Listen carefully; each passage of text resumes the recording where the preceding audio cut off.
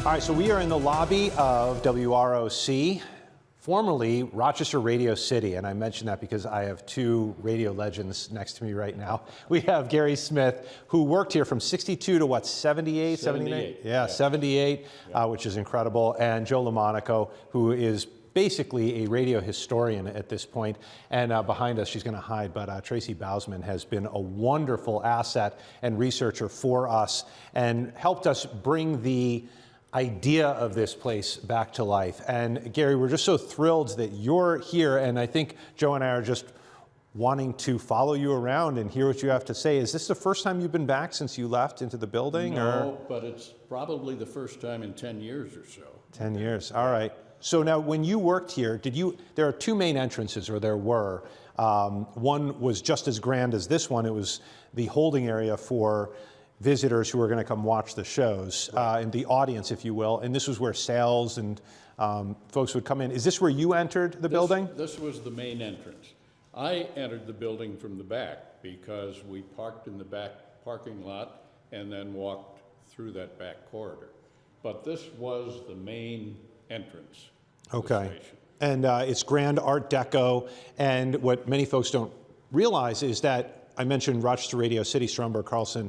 They put their radio stations here as well, and eventually they all found different homes, and we're only a TV station now, but this was a hub for radio stations. This was it. This was designed to house, but remember, just one radio station. If you've been by the building and you think of how big it is, this was designed for one station to do all of its programming, but it required multiple studios. It required large studios to be able to house orchestras or a theatrical show down on the far end, and we'll get to that at some point. So it really did have to be this size and this grand to be able to handle radio as it was being made in the later 40s and into the 50s before it started to transition more toward recorded music. There were still live musicians here, still a lot of people here that were needed to make this engine run. So you could definitely see as you walk through, it's like, wow, this is a lot of space. Compared to where most offices in broadcast are now, we can do things very small with computers. You need a lot of room for a lot of things. Yeah, that makes sense. So obviously tall ceilings, and with that, it's a perfect opportunity to start walking down the hallway. You're going to notice there's a curvature to the grand hallway here. I've been told, and maybe perhaps you can verify that when they built this in the late 40s, they tried to make it look from the air like a console, stand-up radio. Could very well be, yeah. But either way, it's absolutely stunning. So you would walk through here. What are we looking at right now? Well, this was the main radio studio. Oh, here. okay. And when the original WHAM was here, when the building opened, they had two large studios here in the front, and then the engineering was behind. But the main studios right here were people could peek in and look if they wanted. And there were, as you pointed out, lots and lots of people here, as Joe mentioned. And there were actually two radio stations. Well, HFM was here. But that was in one small room. But that was upstairs. FM. That was a throwaway. And at that that's time. right. Meant nothing at that No, time. because AM was still king for many, even up until the 70s when FM really started to take off. Yeah. And you can still see, part of the thing here. And Adam, you mentioned that they wanted to make it look a certain way. Yeah, with all the wood. Yeah, it does look like the radios of that era. Yeah. All the wood case stuff, and you can still see. Here's your on-air light. Is that what that was? I always wonder. This would be your on-air light. So for this big studio here. Yeah. That's incredible. What voices were on in the 50s? Like, do you remember any of the big names that were? Well, some of the names from the 50s that were still here at WHAM: Jack Ross, who was a newsman, David E. Kessler, newsman, Al Sisson, George Hafner. Trying to remember when Jack came. Jack came in the later 50s, I think. Yeah. I don't know if they Jack Palvino? It was Jack Slattery. Jack Slattery, that's right. And Jack and George were a team that had, again, when you talk about longevity, they had decades together, and they were synonymous with broadcasting in this town. They were the storytellers that people Yes. showed up to see when they were opening an envelope or opening a new store somewhere. These are the guys that would bring in hundreds of people to go and just be in their presence and just say hi to them and thank them or just spend time with them. And this had to be a remarkable experience because, as we've noted, there's no internet. There's no. No. There really wasn't even much TV at that point. No. So this must have been a huge experience for someone to come into the station. You were saying that as a kid, your parents took you through Yes. the station. Yep. This must have been a huge eye popper to be able to come in on the inside to see the grandness of this place. It was, and I was, I don't know, 10 or 11 years old, and I think my eyes were It just got huge. Exactly. Yeah. And you can still see it now. You can still see the grandness of the place, and even though it's been changed multiple times, it still has that. It still has that opulence to it that Yeah. was Yep.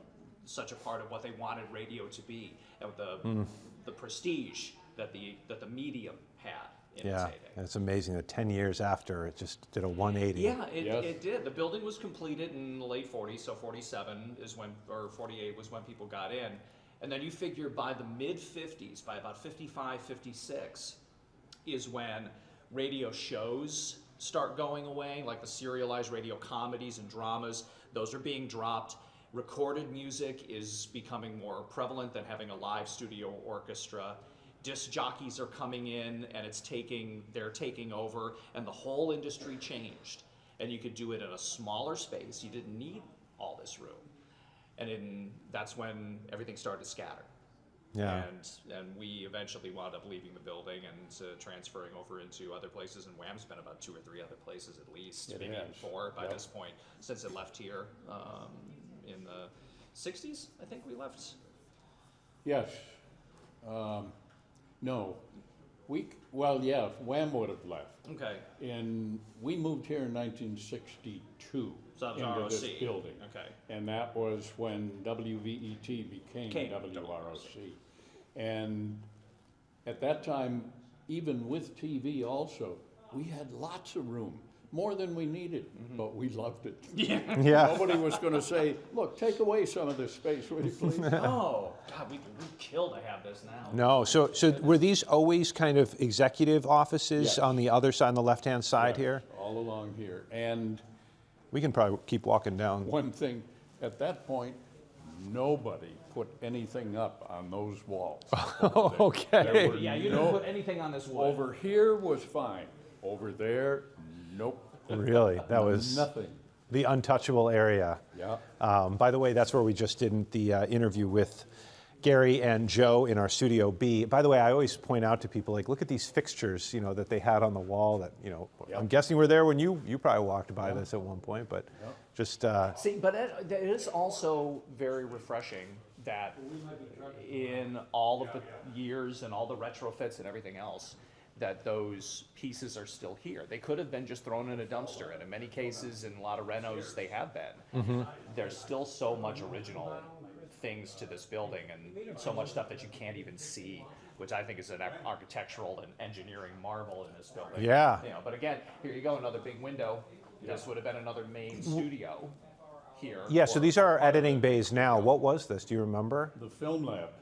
Oh, Because they okay. processed all their news film Yeah. right here.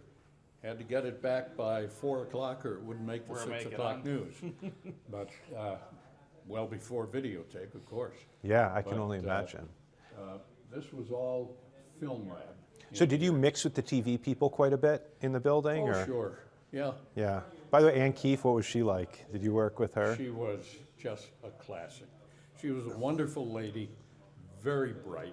Yeah. And of course, she went on to St. Louis and became a huge star at KMOX in St. Louis. Yeah, she went from TV to radio. She was I think a political, she had her own political talk show. Yeah, and she had an amazing career. I mean, I had a chance to interact with her once, Oh, I think, lucky. at a 70th or 75th anniversary. I think she came back, and I had spent like just a little bit of time.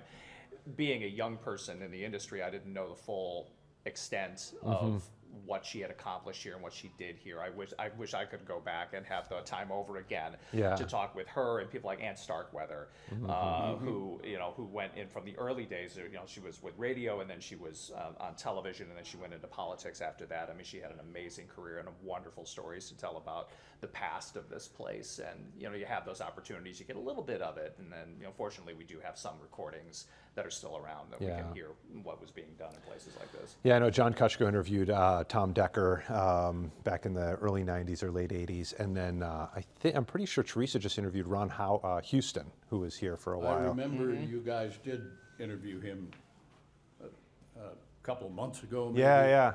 Yeah. He still remembers the place. And so is it weird for you to kind of be back in this building? Because I mean, you really stopped working here before the 80s picked up, so. Yes. Well, no, I wouldn't say it's weird. It's kind of fun being back here. Yeah.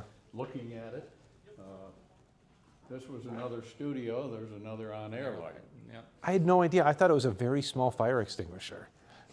Oh, you're cute. I didn't know what went in there. The handle's even off of that, so you Yeah, can't so you can pull pull it and open. change the light bulb. Yeah. That is hilarious. So, I mean, were they bigger studios at the time? Like, were they bigger then than they are? Oh yeah, they've yes. all been carved up. You have to remember, they were designed to have, in some cases, large orchestras in them, and they needed to have that kind of room, plus with sound treatment and everything else that was around it. Gary was telling me a story about, and I've seen the pictures too, where you'll see an old news anchor delivering a newscast, be in a big room with a mic. That's it, just one guy in a big room with a mic and copy. Stand up, Mike, reading the news. And that's how it was done. Yeah. And this goes all the way back to the earliest days in the late 20s and into the 30s, when Wham was in the Sagamore Hotel, and we had the ballroom was basically what was used as a broadcast booth, but they didn't know what broadcast booths were. They were still kind of invented over time. And you were just a big guy alone in a room, and somewhere else was the engineer making sure that everything was running. It wasn't like doing your own editing and all that other stuff. You had a crew of people to be able to get one guy on the air. That is a different time. And what's interesting too is I always get the impression that in the 50s, especially the early 50s, TV was basically radio with a camera slapped on it. And they really it was an evolution before it became what it is today. Oh, yeah. And it was 1953 when the second channel came into this market. 49 when Wham TV went on.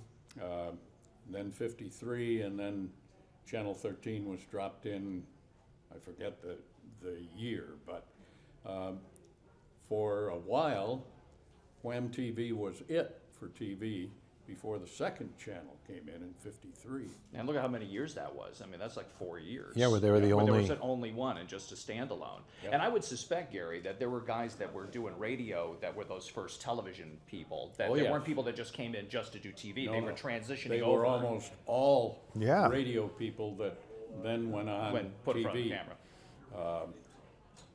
camera. What is it, Homer Bliss? Homer Bliss was one. Several of the news people that had been on just Wham radio started doing some of the news on TV.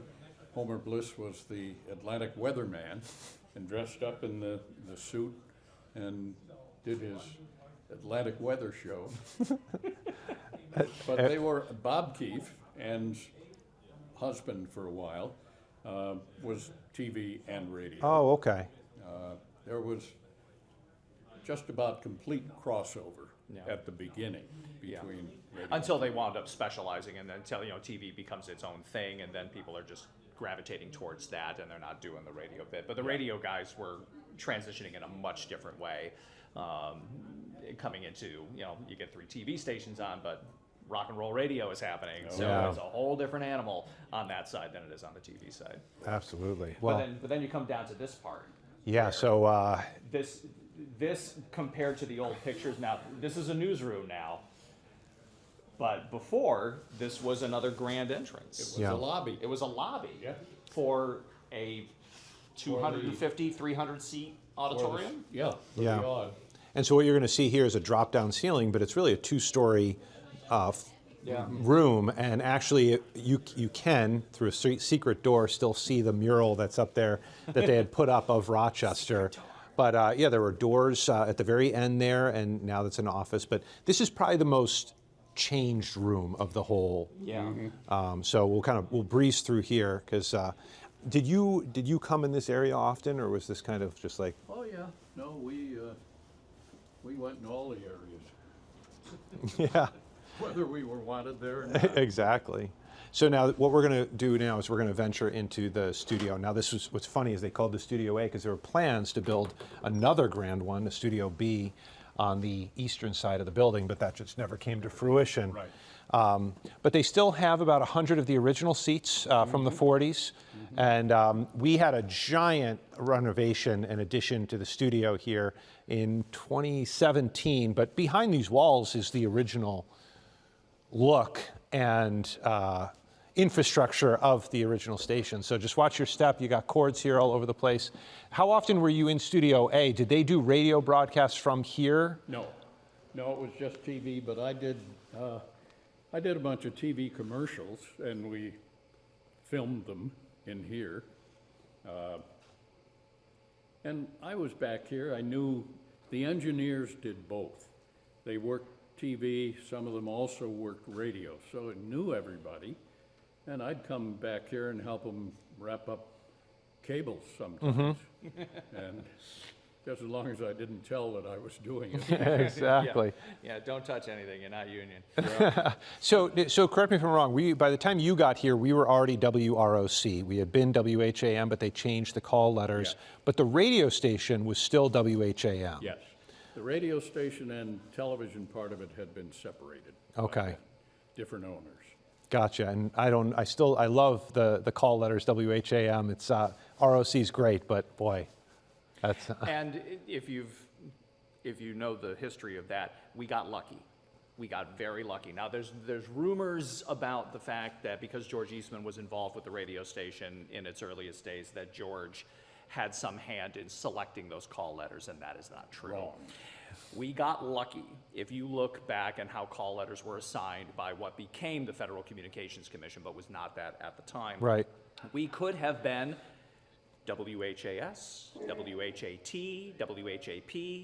They were all done sequentially. We got lucky, and we got WHAM when they were assigning the letters, and we have kept those letters for all of our 100+ years, but by luck of the draw, we got that. We could have been, you could be calling us instead of wham, we could have been what? Yeah, Now think of how that would have gone, and think of what that could be like, but we and didn't. that's in Philadelphia. Yeah, WHAT is in Philadelphia. And you mentioned WHAS, which is in Louisville. So we just happened snuck to in get, there. now, did he slip someone a little money to get in the right Could place in be, the stack? could be. Maybe. I would not put it past him, but Yeah.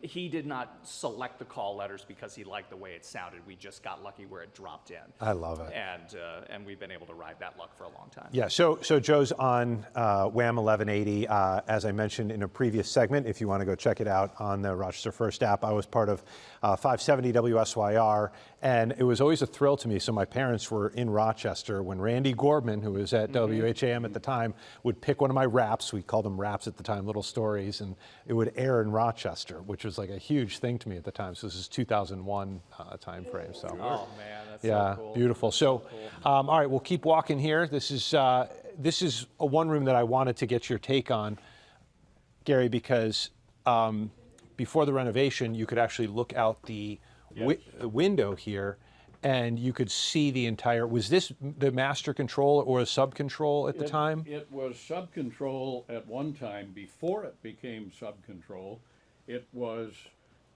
visitors' lounge. Yeah, this was a place where people, very special people, could be Could come invited in to watch Watch the live shows. what was going on. Wow, separated from the main audience, which I thought was upstairs because there's the conference room There's now. a VIP lounge upstairs. Better view. Sponsors lounge, maybe. A sponsors And lounge. this was for the next group down. Gotcha. Yeah, but you look at it the way it bumps out there. You've got that curved glass to be Yep. able to get a good view. up here. And yeah, again, thinking about that radio was going to be it. That they were going to need to have all of this space and all these spaces because they would be entertaining guests, and this would be a prestige thing to be in, like going to a box at the Auditorium Theater as an example. That they had these places that were specifically designed to look great from the outside, but also to have that function because they were doing so much live programming here.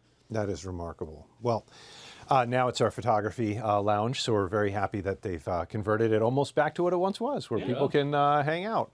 I'm going to take you to Subcontrol now, which is basically, for those who don't know, Subcontrol is where the director and the producer sit, and watch your step here. They handle the newscasts from afar. Make sure that we are... By the way, before we head in there, I just want to point out, apparently I've been told there's a little siren up here, that there was a button at the front desk. Should there be a problem, they could quickly communicate to the rest of the staff. I've never heard it go off. God, I don't would even not know. want to be underneath it No, when that I went wouldn't off. want to be right here. Holy smokes. All right, so we're going to go into Subcontrol now. So a lot of people, when they get to this part of the tour, they go, oh, I've seen this in this or that TV show that they've watched about TV, because it kind of has that allure. Do you remember what this room was? A studio. Oh, and we have another denizen. Morning snow is out. We do have some flakes going to be flying here and there, but the focus really for that is going to be later this afternoon and then tomorrow. Lots to talk about with this weekend snowstorm coming in Sunday into Monday. Join us at noon. So, Lise, did you ever overlap with Gary when he was here? A little bit. Lisa Lemke. Yes. Hi. Hi. We did, a little bit. A little bit. Not for long. Yep. Not for long. Oh, okay. Right. Yep. Very nice. Yeah, 62 to 78 for him. So, Then I started in '76, so. oh wow, that's fantastic. Again, it speaks to the longevity. We have a longevity of people in this industry that have decided to make careers and lives here and have been able to keep that going throughout all the changes that have happened, all the updates in technology and everything else. But they wanted to do it here. They Yeah. wanted to do it in this town. This at one point in the 60s was a TV announce booth. If you had to do a live break, not on camera, but just a live audio break, you did it here. And out in here, there was a fixed camera position where they did like a morning insert into the Today Show. And the guy would sit in the chair and the camera was fixed on him and he would do his thing. But this was an announce booth for TV for quite a while. prelims. Wow, very good. Well, they're cutting the briefs here, so we'll get out of their hair. And Lise, thank you. I appreciate it. Bob Pestecchi. We got Gary Smith and Joe LaMonaco. Bob, when did you start? 95. 95, okay, yeah. You were, SUNY Geneseo. Yeah. 94.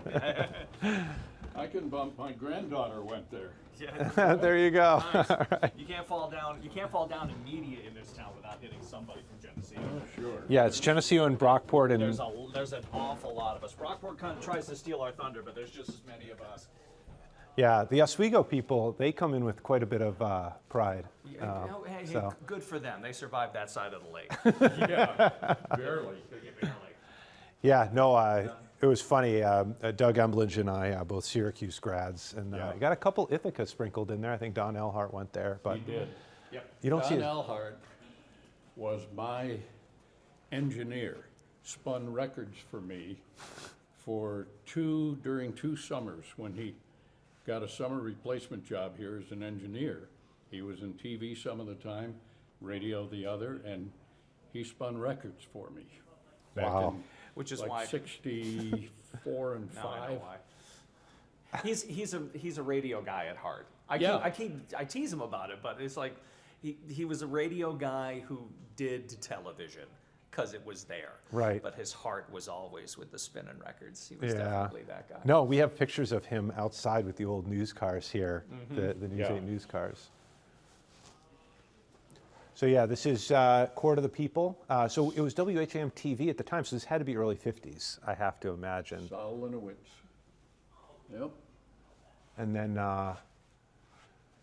let's see, this is the big playback, but a lot of people actually do remember the romper room. Yeah, well, Romper Room, of course, that went wide. That went to a lot of places. I remember watching Romper Room down in Binghamton as a kid. Bill Stern had a great career in radio with the Colgate Shave Cream Sports Newsreel. Yeah. So Bill And his was. family was from Rochester. I didn't know that. The Stern family who made wonderful clothing. Yeah. Okay. That All right. was So his that's family. the same guy. Yeah. Yeah. So Bill had an incredible career that went back into radio's golden age. Oh, yeah. And then continued on for many years. Very unique style, and those people in that era that really made a name for themselves. You know, like him, like the Walter Winchell's, like the Edward R. Murrows. You know, he had just a way of delivering that was unique to him, And Bill Stern, one thing he did, if the game wasn't very exciting, he'd make it exciting. he'd make something up and make it exciting. There was nobody could see. So that's another thing, just real quick. So when you were doing Red Wings games Yeah. back at that time, let's say it was a road game, you sometimes would do it here and get stuff in, because I know that's how they used to do it at some point in time. We recreated all the road games until 1962, Okay. when Joe Cullinane was hired. Okay. We did it in the main studio, and So just as a practical standpoint, how did they get that information? How was that coming to Western Union ticker. you? Okay. And it depended on who the sender was at the other stadium. Some guys were great and would almost give you play-by-play. And other guys would say, fly out center field. And Okay. that's all you got. So you could make it a running catch by the wall. You could do it any way you wanted. Again, it's not being filmed. Who knows if he's right, but it had to be an interesting story to keep people listening and engaged in that game. The recreates were fun. Okay. Yeah. Maybe not in retrospect, because then if the wire went down, if the ticker went down, you'd say rain delay. and wait until the ticker came back up. And then everything would be in fast forward. He got the hit, he got the. But I think, Joe, I love that you knew about his first gig at the Red Wings when Tom Decker, who was a TV anchor here, his co-announcer couldn't make it, and they asked Gary to join, and the team happened to be on the road in Havana at the time. That was my first game. first game ever, a recreate in Havana. And I had taken French in school, Yeah. not Spanish. So, The pronunciations must have been fun. Yeah. Well, very good. Well, we'll head back to the lobby to wrap things up here. But no, this is every time I come into this building, really every day, I feel so fortunate there are so few local news stations still like this. And it just carries the history of our industry. I told Joe that at one point this was my office. Oh, okay. Only yours? Did you have to share it, or this was yours and yours alone? It was mine alone for probably 3 years. Because you did sales for a little bit as well, Yeah. correct? Okay, right. That was not a sales office. The sales offices were down in this area. And then further down on the left, the sales manager, local sales manager, and then general manager all the way at the end. And the program director, one office this way from the end. Where was the newsroom then? The newsroom was right about in between the second studio and the film lab. Okay. Which was what it was at the time. Yeah, And then the newsroom moved across the hall. gotcha. The back hall. Love it. Well, we are, I'm sure, going to continue the conversation after this, but I appreciate everyone here listening in. I hope you've enjoyed the tour and this walk down memory lane as much as I have. Tell your friends and family about the Rochester First streaming app. We've got great content coming online on the game. Thanks so much. Talk soon.